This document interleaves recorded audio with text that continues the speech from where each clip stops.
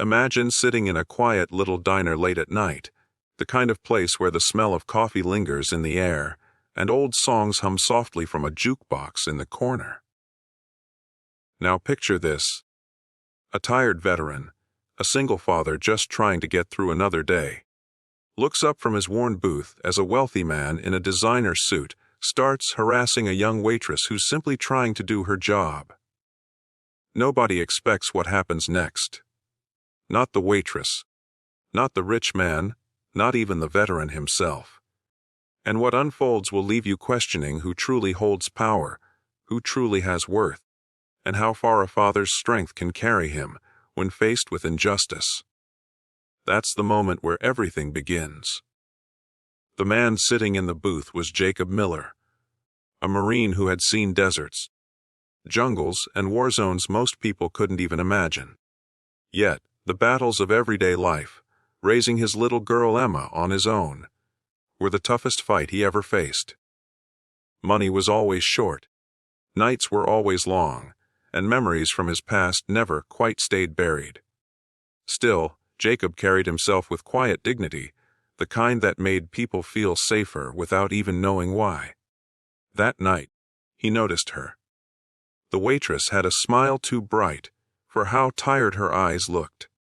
She balanced plates and refilled cups with the grace of someone who had done it 1,000 times, but there was kindness in every word she spoke. Jacob saw her laugh softly when an old man cracked a joke, saw her bend down to comfort a crying child, saw her glance outside as though waiting for a world that still hadn't shown her kindness. Then came the interruption. A wealthy man, slicked back hair, diamond watch, arrogance dripping from every step, walked in like he owned the place. His voice was loud enough to draw every eye, and soon he zeroed in on the waitress.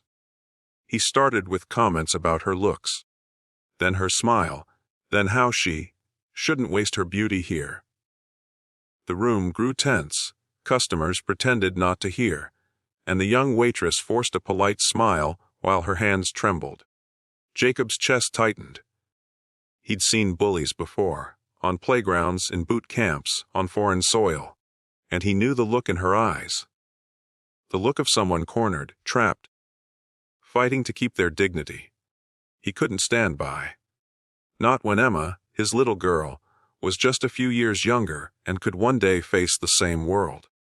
"Hey!" Jacob's voice cut through the diner like a blade. It wasn't loud, but it was steady, commanding. The rich man turned, sneered at the veteran sitting in a booth with a half-finished cup of coffee. "This doesn't concern you," the man spat. Jacob stood. Every scar, every sleepless night, every memory of brothers he'd lost seemed to gather in that moment. "It does now," he said simply. The diner went silent. The waitress looked at him, shock and gratitude battling across her face.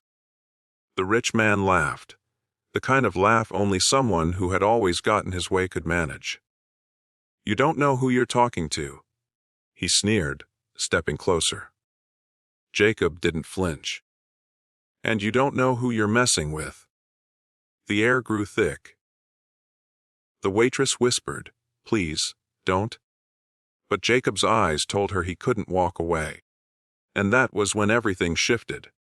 Because the rich man, with all his arrogance, had no idea who the waitress really was, or that her life was about to collide with Jacob's in ways neither could predict. The waitress's name was Anna. And she wasn't just a waitress. She was the estranged daughter of one of the most powerful billionaires in the city, working here quietly to carve her own path. She had chosen anonymity, chosen struggle, chosen freedom from her father's empire, and now, standing between Jacob and the man harassing her, her secret life was about to unravel. When the rich man finally stormed out, vowing that, "This isn't over," Jacob returned to his seat like it was just another day. But Anna approached him, her hands still trembling. "Why did you do that?" she whispered. Jacob looked at her the way only a soldier could look at someone who had been under fire. "Because I've got a daughter." he said simply. And if anyone treated her like that, I'd pray somebody would stand up. Anna's eyes welled with tears. She had grown up surrounded by wealth, but never by kindness like that. And though Jacob didn't know it yet, that small act of courage would set off a chain of events, pulling him into a world of danger, power, and hidden truths. The following days only made things harder. The rich man, nursing his bruised ego, returned with reinforcements. Men in suits who weren't just bodyguards, but enforcers for powerful people. They didn't just want to scare Jacob, they wanted to crush him. But Jacob wasn't a man who broke easily. Every test life had thrown at him had forged him harder than steel. He knew how to fight battles bigger than himself. He knew how to protect people who couldn't protect themselves. And in Anna, he saw something that made him fight harder. Someone brave enough to step away from wealth, from power, from privilege, to live with dignity. Someone who reminded him that courage wasn't about having everything, but about standing firm when you had nothing. As Jacob faced threats, as Anna struggled with her past, as Emma's innocence reminded them both of what truly mattered, their lives intertwined. They faced intimidation, betrayal, and painful truths. But through it all, something unbreakable grew between them: trust. By the end, when Jacob stood once again, this time not just against one man, but against the billionaire father himself, he didn't fight with fists or weapons. He fought with the truth, with dignity, with the unshakable heart of a father who knew what it meant to stand for what's right. And in that moment, both Anna and her father saw what true wealth was. Because money fades, power crumbles, but courage, the kind shown by a single dad veteran defending a waitress, echoes forever.